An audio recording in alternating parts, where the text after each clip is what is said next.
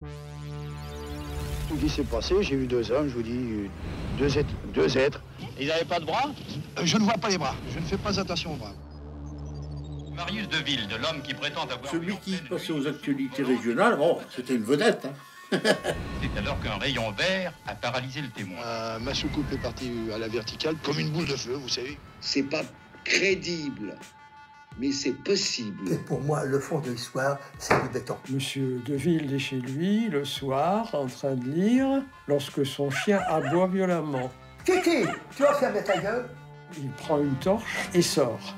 Et dans la lumière, il s'aperçoit que ce sont des choses qui seraient apparemment petites et qui seraient assez volumineuses. À ma connaissance, c'était le premier cas de petits êtres qui étaient observés et décrits comme ça en France. Il a passé une drôle de nuit.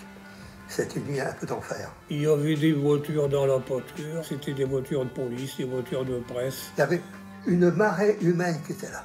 Monsieur Deville, c'est vous avez une soucoupe volante? Pas beaucoup de gens y ont cru. Hein, et... Il avait lu des choses là-dessus. Et il n'était pas tabula rasa. Hein. On lui donnait une dimension de mythomane.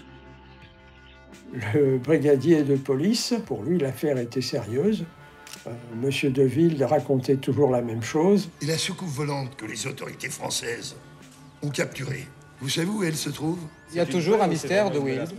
Bon, il a certainement fait des écarts. Monsieur Deville, vous qui avez vu des martiens. J'ai vu cette deuxième visite et j'ai parlé avec eux. J'ai pas parlé, c'est eux qui m'ont parlé.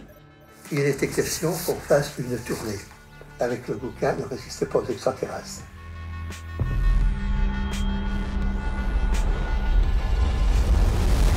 Tout ça, c'est tout juste, ils m'ont pas mis dans une maison de fous. Hein.